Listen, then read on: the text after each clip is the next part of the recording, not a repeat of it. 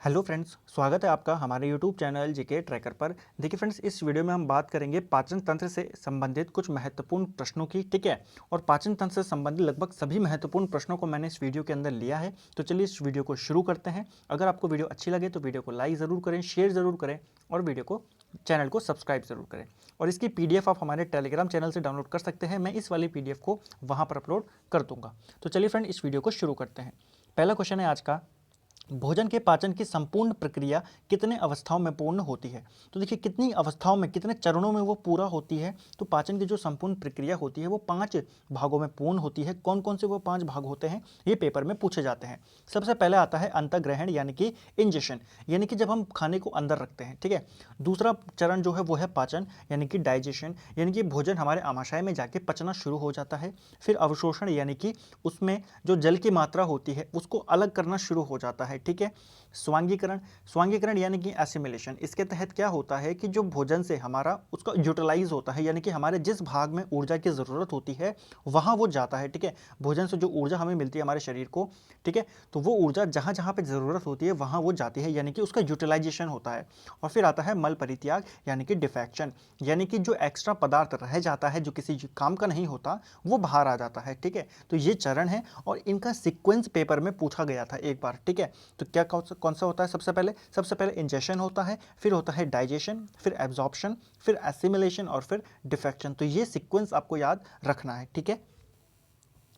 अगला है, मनुष्य में भोजन का पाचन कहाँ से प्रारंभ होता है। तो देखिए, मनुष्य के अंदर जब हम भोजन रखते हैं, अपने मुंह में रखते हैं, जब मनुष्य कोई भोजन अपने मुंह में रखता है तो उसका जो पाचन शुरू होता है वो हमारे मुंह से ही शुरू हो जाता है, ठीक है। हमारे मुंह के अंदर लार पाया जाता है और लार में कुछ एंजाइम पाए जाते हैं, ठीक है, जो वहीं से प्रक्रिया को शुरू कर देते हैं। कौन कौन से एंजाइम पाए जाते हैं लार में? लार में एक पाया जाता है टाइलिन। टाइलिन नामक एंजाइम क्या करता है, ये एंजाइम जो स्टार्च होता है उसको माल्टोज में कन्वर्ट कर देता है। और दूसरा एंजाइम जो पाया जाता है वो है एमाइलेज। एमाइलेज क्या करता है, ये कार्बोहाइड्रेट का पाचन करता है। तो आपको पूछा जाता है कि कार्बोहाइड्रेट का पाचन कौन करता है, एमाइलेज करता है, ठीक है। तो ये दोनों एंजाइम होते हैं हमारी लार में, जो कि वहीं से भोजन को पचाने की जो प्रक्रिया है वो शुरू कर देते हैं, ठीक है। और देखिए, एमाइलेज क्या है, ये एक प्रकार का एंजाइम है। और यहाँ पर शब्द आया एंजाइम। देखिए, एंजाइम होते क्या हैं। एंजाइम आपने देखा होगा, जो केमिस्ट्री में जो वो होते हैं ना, कैटलिस्ट होते हैं, उत्प्रेरक होते हैं, जो क्या करते हैं, किसी भी जो रिएक्शन होती है उसकी गति को बढ़ा देते हैं। उसी प्रकार एंजाइम होते हैं जो कि पाचन की गति को बढ़ा देते हैं। तो आपको प्रश्न पूछा जाता है कि एंजाइम किस प्रकार से मदद करते हैं, या एंजाइम काम क्या करते हैं। तो एंजाइम पाचन की गति को बढ़ा देते हैं, ठीक है, पाचन में सहायक होते हैं और उसकी गति को बढ़ा देते हैं। एंजाइम होते क्या हैं, तो देखिए, सभी एंजाइम क्या होते हैं, प्रोटीन होते हैं। और आपको पता होगा प्रोटीन किसके बने होते हैं, प्रोटीन बने होते हैं एमिनो एसिड्स के। कितने एमिनो एसिड्स, 20 प्रकार के एमिनो एसिड्स मिलते हैं और तब बनता है प्रोटीन। और मैंने आपको बताया कि प्रोटीन एंजाइम होते हैं। तो डायरेक्टली पेपर में पूछा जाता है कि एंजाइम किसके बने होते हैं, एमिनो एसिड्स के, ठीक है। अगला प्रश्न है, आहार नाल कहाँ से कहाँ तक होती है। तो ये प्रश्न CHSL के एग्जाम में पूछा गया था, ठीक है, SSC CHSL में। तो आप देख सकते हैं कितना इंपॉर्टेंट प्रश्न है। आहार नाल जो होती है ये मुंह से लेकर हमारे गुदा तक होती है, यानी कि जो NS होता है वहाँ तक ये होती है, ठीक है। आहार नाल ये पूछा गया था। अगला है, देखिए, इसी के अंदर कुछ महत्वपूर्ण भाग है कि आहार नाल का ही एक भाग है मुख गुहा। तो मुख गुहा किसका भाग है, आहार नाल का भाग है। मुख गुहा कुछ और नहीं, हमारा मुंह ही होता है, ठीक है। हमारे मुंह के अंदर कौन कौन सी चीज़ें होती हैं, जीभ होती है, 32 दांत होते हैं और कुछ लार ग्रंथियां होती हैं जिनसे लार आता है, ठीक है। और इनके बारे में भी कई बार प्रश्न पूछ लिया जाता है, आपको इससे रिलेटेड ऐसा प्रश्न आ जाएगा कि इनमें से कौन मुख गुहा का भाग नहीं है। तो कौन नहीं है, आपको ये ऑप्शन में दे देगा। तो ये सारे इसके अंदर ही आते हैं, ठीक है। अगला है, जीभ के ऊपरी सतह पर कई छोटे छोटे अंकुर होते हैं, उनको क्या कहते हैं। तो देखिए, हमारी जीभ के ऊपर छोटे छोटे छेद होते हैं, उन छेदों को कहा जाता है स्वाद कलियां, यानी कि टेस्ट बर्ड्स उनको कहा जाता है, जो कि हमें विभिन्न प्रकार के जो स्वाद होते हैं उनका अनुभव कराते हैं, ठीक है। जैसे जो जीभ का आगे का भाग होता है वो हमें मीठे स्वाद का अनुभव कराता है, पीछे का भाग हमें कड़वे स्वाद का कराता है, और जो बगल के भाग होते हैं जीभ के वो हमें खट्टे स्वाद का अनुभव कराते हैं। पेपर में आपको डायरेक्टली प्रश्न पूछा जाता है कि जीभ के किस भाग से हमें मीठा स्वाद का अनुभव होता है, कड़वे स्वाद का अनुभव होता है, तो यह आपको ध्यान में रखना है, ठीक है। अगला है, भोजन को निगलने में जीभ किस प्रकार मदद करती है। तो देखिए, अभी हमारा भोजन कहाँ है, हमारे मुंह में ही है, ठीक है। धीरे धीरे हम सारा चलेंगे, सीक्वेंस वाइज चलेंगे, तो आप बिल्कुल वीडियो के साथ बने रहें। तो देखिए, भोजन के साथ जो भोजन है उसको निगलने में जीभ किस प्रकार से मदद करती है, अपनी गति से मदद करती है, ठीक है। यानी कि जीभ जल्दी जल्दी से वो करती है, मूव करती है और उसी प्रकार वो भोजन को निगलने में मदद करती है। तो ये चीज़ आपको ध्यान में रखनी है, ठीक है। जीभ किस प्रकार से मदद करती है, अपनी गति से। अगला है, मनुष्य के दांत कितने प्रकार के होते हैं। देखिए मनुष्य के में 4 प्रकार के दांत पाए जाते हैं, ठीक है। कौन कौन से होते हैं, एक होता है इंसिजर, दूसरा होता है कैनाइन, फिर होता है प्रीमोलर और एक होता है मोलर, ठीक है। अब इनके काम क्या क्या होते हैं। देखिए इंसिजर क्या करते हैं, इंसिजर काटने का काम करते हैं। जो हम भोजन मुंह में डालते हैं तो उनको काटने का काम कौन करता है, इंसिजर होता है। फिर कैनाइन क्या करता है, ये फाड़ने का। देखिए पेपर में पूछा जाता है कि इनमें से कौन कौन से दांत काटने का काम करते हैं, कौन करते हैं, इंसिजर। कौन से दांत फाड़ने का काम करते हैं, कैनाइन। कौन से दांत पीसने का काम करते हैं, प्रीमोलर। और मोलर जो है वो पीसने का काम करते हैं, ठीक है। ये आपको ध्यान में रखना है। एक महत्वपूर्ण चीज़ और है दंत सूत्र। आपको दंत सूत्र याद रखना है क्योंकि पेपर में कई बार आपको पूछ लिया जाता है कि इंसिजर कितने हैं, कैनाइन कितने हैं, प्रीमोलर कितने हैं या फिर मोलर कितने हैं। ये पेपर में पूछा जाता है। तो देखिए इंसिजर कितने हैं, आपको दंत सूत्र याद रखना है। आपको फिर ये याद रखने की जरूरत नहीं पड़ेगी कौन कितने हैं। दंत सूत्र क्या कहता है, 2 1 2 3, यानी कि हर कोने में एक कौन सा होता है, एक इंसिजर होता है हर कोने में। तो कुल कितने कोने होते हैं, हमारे मुंह के अंदर 4 कोने होते हैं, तो 4 हो गए इंसिजर, ठीक है। फिर आता है एक, यानी कि ये क्या है, ये है कैनाइन। कैनाइन हर कोने में एक होता है, यानी कि कुल होते हैं 4, यानी कि ये हो गए 4, ठीक है। इनकी 8 हो जाएंगे, ठीक है, 4 दूनी 8। फिर आता है 2, यानी कि ये हैं हमारे प्रीमोलर। प्रीमोलर हर कोने में 2 होते हैं, यानी कि इनकी भी कुल संख्या कितनी हो जाएगी, 8 हो जाएगी। और आखिर में आते हैं मोलर, ये हर कोने में 3 होते हैं, यानी कि कुल संख्या 12। तो टोटल कितने हो गए, ये 32 दांत हो गए, ठीक है। तो आपको ये ध्यान में रखना है दंत सूत्र, ये पेपर में डायरेक्टली पूछा गया था, इनमें से दंत सूत्र कौन सा है। तो 2 1 2 3 ये हमारा टीथ फॉर्मूला होता है। अगर हम बात करें दूध के दांतों की, तो मिल्क टीथ कितने होते हैं हमारे मुंह के अंदर, तो 20 दांत जो होते हैं ये मिल्क टूथ होते हैं, ठीक है। देखिए जब 2 से 7 साल की उम्र होती है इस दौरान हमारे मिल्क टूथ आते हैं, ठीक है। 7 से 18 के तहत, 18 की उम्र तक हमारे कितने हो दांत हो जाते हैं, 28 दांत हो जाते हैं। आपको पूछा जाता है कि 18 वर्ष तक के बच्चे में या व्यक्ति में कितने दांत होते हैं, 28 होते हैं, 32 नहीं होते हैं, ठीक है। फिर 18 के बाद हमारे 4 दांत और आते हैं 18 से 28 तक, ठीक है, जिनको अकड़ दाढ़ भी बोला जाता है। तो ये भी आपको ध्यान में रखना है। अगला है, दांत का इनेमल शरीर का सबसे कठोर भाग होता है। बहुत ही इंपॉर्टेंट प्रश्न है। देखिए डायरेक्टली प्रश्न बनता है कि शरीर का सबसे कठोर भाग कौन सा है, तो दांत का इनेमल सबसे कठोर भाग है। अगला है, मुख गुहा के पिछले भाग को क्या कहा जाता है। देखिए हमने मुख गुहा के बारे में पढ़ लिया, हमने जीभ के बारे में पढ़ा, लार के बारे में पढ़ा, ठीक है। फिर हमने दांतों के बारे में पढ़ा। अब हम पढ़ रहे हैं कि मुख गुहा, उसके पीछे वाले भाग को क्या कहते हैं, उसको कहते हैं ग्रास नली। और इसी ग्रास नली से होते हुए भोजन कहाँ जाता है, आमाशय में चला जाता है। तो ठीक है, हमारे मुंह और आमाशय को कौन जोड़ता है, ग्रास नली जोड़ता है। और इसी नली से होते हुए भोजन कहाँ जाता है, आमाशय में। और यहाँ पर भोजन रहता है लगभग 4 हावर तक, ठीक है। देखिए सीक्वेंस वाइज में हम यहाँ पर इसको पढ़ रहे हैं। देखिए अब भोजन हमारे पेट में आ गया। अब देखिए पेट के अंदर क्या क्या रिएक्शन हो रहे हैं। भोजन के साथ आए हानिकारक कीटाणुओं को कौन मारता है। देखिए हमारे पेट के अंदर जठर रस आता है और उसमें होता है हाइड्रोक्लोरिक एसिड, HCl होता है। आपको एक प्रश्न पूछा जाता है कि जठर रस में कौन सा अम्ल होता है, तो HCl उसमें होता है। और वो क्या करता है, जो भोजन के साथ हानिकारक कीटाणु आए होते हैं उनको ये मारता है, ठीक है। दूसरा काम HCl क्या करता है कि ये एंजाइम की गति को बढ़ा देता है। देखिए मैंने आपको ऊपर बताया कि जो पाचन की गति होती है उसको बढ़ाते हैं एंजाइम, लेकिन एंजाइम की भी जो गति को बढ़ा दे उसी को कहा जाता है HCl, ठीक है। ये भी आपको ध्यान में रखना है। दूसरी चीज, हमारे पेट के अंदर आमाशय की रक्षा कौन करता है HCl से, क्योंकि ये हमको अंदर से भी डैमेज कर सकता है, लेकिन म्यूकस जो है ये हमारे अंदर पेट की क्या करता है, रक्षा करता है। किससे, HCl से। ये प्रश्न भी CHSL के एग्जाम में पूछा गया था, ठीक है।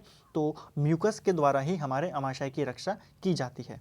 एक और चीज़ जो क्या करता है HCl, ये पेप्सिनोजिन को एक्टिव कर देता है, जो कि वो पेप्सिन में कन्वर्ट होने शुरू हो जाते हैं, ठीक है। और ये किस में होता है, जठर रस में होता है। देखिए ये चीज़ हम देख चुके हैं कि एंजाइम की गति को बढ़ा देता है। और एक और महत्वपूर्ण बात कि भोजन को अम्लीय कर देता है। देखिए HCl क्या है, HCl एक एसिड है, तो भोजन को ये एसिडिक बना देता है, बस इतना सी बात है। अगला है, जठर रस में कौन कौन से एंजाइम। देखिए जठर रस में कौन सा अम्ल होता है ये हमने देख लिया। अब हम देख रहे हैं कि जठर रस में कौन कौन से एंजाइम होते हैं। एंजाइम दो होते हैं, पेप्सिन और रेनिन। पेप्सिन क्या करता है, प्रोटीन को पेप्टोन में बना देता है। रेनिन क्या करता है, कैसिनोजन को कैसीन में कन्वर्ट कर देता है, ठीक है। तो हमने जठर रस के बारे में पढ़ लिया, सारी बातें क्लियर हो गई। कौन सा अम्ल होता है, कौन से एंजाइम होते हैं, काम क्या करते हैं और क्या क्या काम करते हैं, ठीक है। सारी चीज़ें हमने देखी। आप इनको चाहे तो नोट्स बना के लिख सकते हैं, मैंने पूरा सीक्वेंस वाइज इसको यहाँ पर लिया है। अगला है पितरस। पितरस का स्राव कहाँ से होता है? देखिए जठररस का काम हो गया। जठररस ने क्या करा, भोजन में HCl था, उसने उसको एसिडिक बना दिया। अब इस एसिडिक को हमें वापस क्षारीय बनाना पड़ेगा, बेस बनाना पड़ेगा, उसके लिए आता है पितरस। पितरस कहाँ से आता है? ये आता है यकृत से, और जमा कहाँ होता है? ये पित्ताशय में जमा होता है। तो आपको ध्यान रखना है कि पितरस यकृत से आता है, देखिए पित्ताशय से नहीं आता है, पित्ताशय में वो जमा होता है। ये क्या करता है? ये भोजन को क्षारीय बना देता है, क्योंकि HCl ने उसको एसिडिक कर दिया था। तो भोजन को वापस क्षारीय कौन बना देता है? पितरस बना देता है। आंत की जो क्रमाकुचन की गति होती है, यानी कि जो हमारी अंदर की आंतें होती है, उनकी खुलने बंद होने की जो गति होती है, उसको ये बढ़ा देता है। और एक और महत्वपूर्ण इसका काम है कि ये वसा और विटामिन के अवशोषण में सहायक होता है। ठीक है, आपको पूछा जाता है कि वसा के अवशोषण में कौन सा रस सहायक है? तो वसा यानी कि फैट के अवशोषण में पितरस सहायक करता है। इसके अलावा पितरस में कोई भी एंजाइम नहीं पाया जाता। जैसे हमने देखा ना, जठररस में एंजाइम पाया जा रहा था, लेकिन पितरस में कोई भी एंजाइम नहीं पाया जाता। इसका केवल दो काम है, पहला भोजन को क्षारीय बनाना, ये इसका महत्वपूर्ण काम है। दूसरा वसा का क्या करना? अवशोषण करना। ठीक है, इसका पीएच मान कितना होता है? देखिए इसका पीएच मान होता है 7.7, यानी कि स्लाइटली क्या होता है? बेसिक होता है। आपको पता होगा 7 से नीचे होता है तो एसिड, पीएच मान 7 से ऊपर हो तो बेसिक, तो 7 से थोड़ा सा ऊपर है, इसीलिए क्या होता है? ये थोड़ा सा बेसिक होता है और ये भोजन को बेसिक बना देता है। ठीक है, तो हमने इसके बारे में भी पढ़ लिया, पितरस के बारे में। एक और चीज़ अब आता है अगला, अग्नाशय रस। देखिए अग्नाशय रस में कौन कौन से एंजाइम होते हैं? देखिए पहली चीज़, उसने जो पितरस आया था उसने बेस में क्यों बनाया उसको? हमको क्या ज़रूरत पड़ी कि क्षारीय बनाया उसको? वो जब एसिड बना दिया था HCl ने, तो वापस बेस में क्यों बनाया? क्योंकि इस रस के कारण आपको प्रश्न पूछा जाता है कि अग्नाशय रस को किस माध्यम की आवश्यकता होती है अपनी प्रक्रिया, अपनी प्रोसेस चलाने के लिए? तो इसको बेसिक चाहिए होता है। ठीक है, इसीलिए पितरस आता है और भोजन को बेसिक बना देता है ताकि ये अपने ऑपरेशन कर सके। ठीक है, इसके अंदर कौन कौन से एंजाइम होते हैं वो देख लेते हैं। देखिए ट्रिप्सिन होता है जो प्रोटीन का पाचन करता है, दूसरा कार्बोहाइड्रेट का पाचन के लिए एमाइलेज होता है, और फिर लाइपेज होता है जो वसा का पाचन करता है। इसको पूर्ण पाचक रस कहते हैं। क्यों कहते हैं? देखिए इसके पास प्रोटीन को पचाने के लिए एंजाइम है, इसके पास कार्बोहाइड्रेट को पचाने के लिए एंजाइम है, फैट को पचाने के लिए भी इसके पास एंजाइम है, यानी कि इसके पास सभी जो महत्वपूर्ण तत्व हैं उनको पचाने के लिए इसके पास एंजाइम मौजूद है। इसी को कहा जाता है पूर्ण पाचक रस। ठीक है, अग्नाशय रस को। इसका पीएच मान कितना होता है? देखिए इसका पीएच मान होता है लगभग 7.5 से लेके 8.3 तक, यानी कि बेसिक है। इसको इसीलिए जो पितरस होता है वो इसीलिए भोजन को बेसिक फॉर्म में करता है, क्योंकि अग्नाशय रस की वो डिमांड होती है। ठीक है, अगला है अंतःस्रावी व बाह्यस्रावी दोनों प्रकार की ग्रंथि कौन सी है? तो वो कौन सी ग्रंथि है? वो है अग्नाशय। ठीक है, बहुत ही इंपॉर्टेंट प्रश्न है। दोनों प्रकार की ग्रंथि कौन सी है? वो है अग्नाशय। अग्नाशय जो है ये मानव शरीर की दूसरी सबसे बड़ी ग्रंथि है। अगर हम बात करें सबसे बड़ी ग्रंथि कौन सी है मानव शरीर की, तो वो होती है यकृत, यानी कि लीवर। ठीक है, हमारे शरीर की सबसे बड़ी ग्रंथि होती है लीवर। अगला है इंसुलिन की कमी से होता है। देखिए अग्नाशय से ही, जो अग्नाशय की जो लैंगरहैड की पिटिका होती है, वहीं से इंसुलिन का रिसाव होता है, और इंसुलिन की कमी से क्या होता है? डायबिटीज़। देखिए हमारे शरीर में जो डायबिटीज़ होता है, जो शुगर लेवल होता है, उसको जो कंट्रोल करता है वो कौन करता है? इंसुलिन के द्वारा उसको कंट्रोल किया जाता है। ठीक है, जैसे ही इंसुलिन की कमी हो जाती है हमारे शरीर में, यानी कि शुगर की मात्रा बढ़ने लगेगी और मनुष्य को क्या हो जाता है? डायबिटीज़, मधुमेह उसको हो जाता है। ठीक है, इंसुलिन की खोज किसने की थी? इंसुलिन की खोज की थी फ्रेडरिक बेटिंग और चार्ल्स बेस्ट ने 1921 में। ये आपको ध्यान में रखना है, महत्वपूर्ण नाम है ये, बहुत बार पेपर में पूछा गया है। ठीक है, ये भी महत्वपूर्ण है, लेकिन ये कुछ ज़्यादा ही आया हुआ प्रश्न है। इंसुलिन है क्या? देखिए प्रश्न पूछा जाता है कि इंसुलिन एक प्रकार का क्या है? ये एंजाइम है, विटामिन है, हार्मोन है, क्या है ये? तो इंसुलिन एक प्रकार का हार्मोन है, ये भी आपको ध्यान में रखना है। ठीक है फ्रेंड्स, देखिए कमी से तो डायबिटीज़ हो जाती है, लेकिन अगर शरीर में इंसुलिन की मात्रा बढ़ जाए तो फिर हाइपोग्लाइसीमिया रोग हो जाता है। ठीक है, ये भी आपको ध्यान में रखना है। पूछेगा कि इंसुलिन की कमी से कौन सा रोग होता है? डायबिटीज़। इंसुलिन की अधिकता से कौन सा रोग होता है? हाइपोग्लाइसीमिया। अगला है छोटी आंत और बड़ी आंत के जोड़ पर एक नली होती है जिसको कहते हैं, तो उसको क्या कहते हैं? वो है सीकम। अब देखिए इस प्रश्न को अगर थोड़ा सा घुमाकर पूछे कि छोटी आंत और बड़ी आंत को जोड़ने वाली नली कौन सी है, तो वो है सीकम। ठीक है, अब थोड़ा सा अच्छा क्वेश्चन बन गया। तो छोटी आंत और बड़ी आंत दोनों को आपस में जोड़ने का काम कौन करता है? सीकम करता है। ठीक है, संपूर्ण पाचन क्रिया कहाँ पूर्ण होती है? तो जो पूरी पाचन क्रिया होती है वो कहाँ पूर्ण होती है? वो छोटी आंत में ही होती है। ठीक है, अगला है कार्बोहाइड्रेट शरीर में किस रूप में होता है। देखिए कार्बोहाइड्रेट जो होता है ये हमारे शरीर में ग्लाइकोजन के फॉर्म में स्टोर रहता है। कहाँ स्टोर रहता है? यकृत के अंदर, लीवर के अंदर रहता है। देखिए जो हम भोजन अंदर ग्रहण करते हैं उस भोजन का जो अंतिम उत्पाद होता है वो होता है ग्लूकोज, और ग्लूकोज को ग्लाइकोजन के फॉर्म में स्टोर करके रखता है यकृत, ठीक है। और जब हमें एनर्जी की ज़रूरत होती है हमारे शरीर को, तो सबसे पहले यही ग्लाइकोजन किस में टूट जाता है? कार्बोहाइड्रेट में टूट जाता है। आपको प्रश्न पूछा जाता है कि जब एनर्जी की ज़रूरत होती है तो ग्लाइकोजन किस में टूटता है? ये फैट में टूटता है, प्रोटीन में टूटता है, कार्बोहाइड्रेट में टूटता है? ये कार्बोहाइड्रेट में टूट जाता है, ठीक है। आपको ऐसे भी पूछा जाता है कि हमारे शरीर के अंदर ग्लूकोज किस फॉर्म में जमा रहता है? तो ग्लाइकोजन के फॉर्म में रहता है, ठीक है। कहाँ रहता है? यकृत में। अगला है लार में कौन से एंजाइम होते हैं? तो मैं आपको शुरुआत में बता चुका हूँ, लार में टाइलिन, लाइसोसोम, एमाइलाइज, ये एंजाइम होते हैं, ठीक है। टाइलिन क्या करता है? मैंने आपको बताया था शुरुआत में ही, ठीक है। आप उसको देख सकते हैं, क्या करता है? स्टार्च जो होता है ना उसको मांड में कन्वर्ट कर देता है, माल्टोज में कन्वर्ट कर देता है, ठीक है। लाइसोसोम भी वही करता है कि कुछ हानिकारक जो तत्व रह जाते हैं, एलिमेंट्स आ जाते हैं जो अंदर कीटाणु, उनको मारने का काम करता है। जो रह जाते हैं वो पेट में जाके HCl मार देता है। अगला है अवरोधनी पेशी द्वारा पेट में क्या कंट्रोल किया जाता है? यानी कि स्पिंचर जो मसल्स होती हैं वो क्या करती हैं? देखिए जो हमारे शरीर में भोजन का हमने पहले क्या करा, हमने भोजन को अंदर लिया, फिर उसके ऊपर हमने प्रोसेस करी, फिर मैंने आपको कार्बोहाइड्रेट कहाँ स्टोर रहता है, कैसे स्टोर होता है वो बताया। अब जो एक्स्ट्रा मटेरियल है उसको बाहर निकालने के प्रोसेस शुरू करते हैं। देखिए जो अवरोधनी पेशी होती है, स्पिंचर मसल्स होती है, ये अमाशय से भोजन की निकासी की प्रक्रिया को कंट्रोल करता है। यानी कि हमारे भोजन को, जो हमारे जो अतिरिक्त पदार्थ है उसको बाहर निकालने को कौन कंट्रोल करता है? अवरोधनी पेशी। ये प्रश्न पेपर में पूछा जा चुका है, ठीक है। अगला है अपच के उपचार में किस दवा का प्रयोग होता है? तो बहुत ही महत्वपूर्ण प्रश्न है, ये पेपर में भी आ चुका है। एंटासिड होता है, सामान्य भाषा में इसी को इनो कहा जाता है, ठीक है। तो अपच के उपचार में किस दवा का प्रयोग किया जाता है? एंटासिड। आहार नाल का सबसे बड़ा भाग कौन सा होता है? तो देखिए आहार नाली, सभी जो हमने पढ़ाई सभी आहार नाल के हिस्सा थे, और सबसे बड़ा भाग होता है इसका छोटी आंत, ठीक है। अगला है श्वास नली को नष्ट होने से कौन बचाता है? देखिए जब हम भोजन अंदर लेते हैं, अगर भोजन वापस आ गया और अगर हमारी श्वास नली में चला गया तो उसके डैमेज होने का खतरा रहता है। तो श्वास नली को जोड़ने का या नष्ट होने से बचाने का काम कौन करता है? जो उपास्थि डिस्क होती है, कार्टिलेजिनस जो डिस्क होती है, उसका कार्य क्या होता है कि वो भोजन को श्वास नली में जाने से रोकता है। श्वास नली यानी कि ट्रैकिया। आपको प्रश्न पूछा जाता है कि भोजन को श्वास नली में जाने से कौन रोकता है? जो उपास्थि डिस्क होती है उसका ये कार्य होता है। अगला है यकृत के निचले भाग में नाशपाती के आकार की थैली को क्या कहते हैं? तो देखिए जो यकृत होता है, लीवर होता है, उसी के निचले भाग में एक नाशपाती के आकार की थैली होती है, उसी को कहा जाता है पित्ताशय।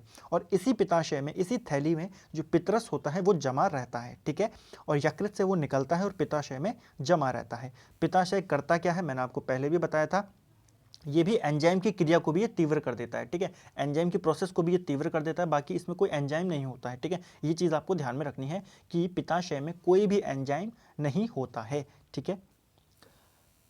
अगला है अमोनिया को यूरिया में परिवर्तित करता है। तो अमोनिया को यूरिया में परिवर्तित कर देता है हमारा लीवर यानी कि यकृत, ठीक है। यकृत क्या है? हमारे शरीर की सबसे बड़ी ग्रंथि है, ये हम पहले भी देख चुके हैं। अगला है देह निर्माता किसे कहा जाता है? तो देह निर्माता कहा जाता है प्रोटीन को। ये बहुत महत्वपूर्ण प्रश्न है, ठीक है। इससे कुछ संबंधित फैक्ट है, उनको देखते हैं। देखिए 14 वर्ष तक के जो बच्चे होते हैं उनके विकास के लिए सबसे महत्वपूर्ण कौन सी चीज़ है? तो वो है प्रोटीन। ये पेपर में पूछा गया है कि 14 वर्ष के जो बच्चे होते हैं, 14 वर्ष तक के बच्चे, उनके विकास के लिए सबसे महत्वपूर्ण क्या है? प्रोटीन है, कार्बोहाइड्रेट है, फैट है, विटामिन है। तो सबसे महत्वपूर्ण है उनके लिए प्रोटीन। इसीलिए प्रोटीन को देह निर्माता भी कहा जाता है, ठीक है। प्रोटीन बना किससे होता है? तो 20 प्रकार के एमिनो एसिड से मिलकर ये बना होता है, ठीक है। कौन? प्रोटीन। अगला है लार किसके पाचन में सहायता करती है? तो लार जो है यह स्टार्च के पाचन में सहायता करती है। किस प्रकार से सहायता करती है? देखिए जब हम भोजन को अपने मुंह में रखते हैं तो लार भोजन के साथ मिक्स हो जाती है, उसको गीला बना देती है और उसकी लुगदी बना देती है, ताकि हम क्या करें, उसको आसानी से निगल सकें। तो लार हमें किसकी पाचन में सहायता करती है? स्टार्च में, ठीक है। स्टार्च को माल्टोज में कन्वर्ट कर देता है वो, और भोजन को कैसा कर देता है? गीला कर देता है और उसकी लुगदी बन जाती है, ताकि इजीली उसको हम निगल सकें। स्टार्च की यहाँ पर बात आई है तो देख लेते हैं स्टार्च का प्रचुर स्रोत कौन सा है। तो जो अन्न है वो स्टार्च के प्रचुर स्रोत है, ठीक है। अन्न में स्टार्च की प्रचुर मात्रा होती है, ठीक है। अगला है, आजकल दूध को संतुलित आहार नहीं माना जाता है क्योंकि इसमें कमी होती है। किसकी? इसके अंदर आयरन और विटामिन सी की कमी होती है, इसीलिए दूध को आजकल क्या नहीं माना जाता है? संतुलित आहार नहीं माना जाता है। ठीक है, बैलेंस फूड फूड नहीं माना जाता है अब दूध को, क्योंकि इसके अंदर कौन से तत्वों की कमी होती है? आयरन और विटामिन सी की। अगर बात करें गाय के दूध की, तो गाय के दूध में कैरोटीन होता है और कैरोटीन के कारण ही वो पीला होता है। खट्टे दूध में कौन सा अम्ल होता है? लैक्टिक अम्ल होता है। ठीक है, अगला है, किसी भी पाचक एंजाइम का रिसाव नहीं करता है। तो देखिए, यकृत है, यहाँ पर पूछा गया कि किसी भी पाचक एंजाइम का रिसाव कौन नहीं करता, तो यकृत नहीं करता, क्योंकि यकृत से पित्ररस आता है और मैं आपको 2 बार बता चुका हूँ कि पित्ररस में कोई भी एंजाइम नहीं होता है। ठीक है, यहाँ पर लिखा भी है कि यकृत जो है ये पित्ररस का रिसाव करता है, लेकिन उसमें कोई भी एंजाइम नहीं होता है। ये केवल भोजन को बेसिक बनाने के लिए आता है और ये जो वसा होता है उसके पाचन के लिए आता है। ठीक है, अगला है, क्विक एनर्जी के लिए खिलाड़ियों को क्या दिया जाता है? देखिए, जो खिलाड़ी होते हैं, जो प्लेयर्स होते हैं, ठीक है, या जो धावक होते हैं, उनको क्या दिया जाता है क्विक एनर्जी के लिए? कार्बोहाइड्रेट। अगर बात करें लॉन्ग टर्म एनर्जी की, तो लॉन्ग एनर्जी के लिए दिया जाता है वसा। ठीक है, हमारे शरीर को सबसे अधिक ऊर्जा किससे प्राप्त होती है? वसा से या कार्बोहाइड्रेट से? तो सही जवाब है कार्बोहाइड्रेट से। ठीक है, कार्बोहाइड्रेट से हमें ज़्यादा एनर्जी मिलती है और जो शहद है उसमें भी कार्बोहाइड्रेट पाया जाता है। तो ये प्रश्न बनता है कि क्विक एनर्जी के लिए क्या दिया जाता है, लॉन्ग एनर्जी के लिए क्या दिया जाता है, हमारे शरीर को अधिक ऊर्जा किससे मिलती है, या फिर शहद में कौन सा क्या चीज़ पाई जाती है? तो शहद में भी कार्बोहाइड्रेट पाया जाता है। ठीक है, अगला है, आहार नाल में स्टार्च के पाचन का अंतिम उत्पाद क्या होता है? देखिए, मैं आपको शुरुआत में बताया, जब हमने वाला क्वेश्चन करा कि ग्लाइकोजन की फॉर्म में स्टोर रहता है, देखिए आहार नाल में जो स्टार्च होता है उसका अंतिम जो उत्पाद है वो क्या है? वो ग्लूकोज है, और फिर ग्लूकोज ग्लाइकोजन की फॉर्म में स्टोर रहता है कहाँ? हमारे यकृत के अंदर। ठीक है, और जब हमें ऊर्जा की ज़रूरत होती है वही ग्लाइकोजन किस में टूट जाता है? कार्बोहाइड्रेट में टूट जाता है। ठीक है, भोजन से प्राप्त ऊर्जा को किस में मापा जाता है? बहुत ही महत्वपूर्ण प्रश्न है और आज का अंतिम प्रश्न है। भोजन से हमें ऊर्जा मिलती है वो किस में प्राप्त होती है? उसको मापा जाता है कैलोरी के अंदर। ठीक है फ्रेंड्स, तो देखिए, हमने शुरुआत की थी खाने को मुंह में रखने से लेकर, अब हमने ऊर्जा भी प्राप्त कर ली है। तो ये वीडियो यहीं पर समाप्त होती है। उम्मीद है आपको यहाँ पर ये वीडियो अच्छी लगी होगी, क्वेश्चन सही लगे होंगे, पसंद आए होंगी वीडियो को। ठीक है, तो वीडियो पसंद आता है वीडियो को लाइक करें, शेयर करें और चैनल को सब्सक्राइब करें। PDF के लिए आप हमारे टेलीग्राम चैनल को ज्वाइन कर सकते हैं, वहाँ मैं इसकी PDF आपको दे दूंगा। Thank you friends.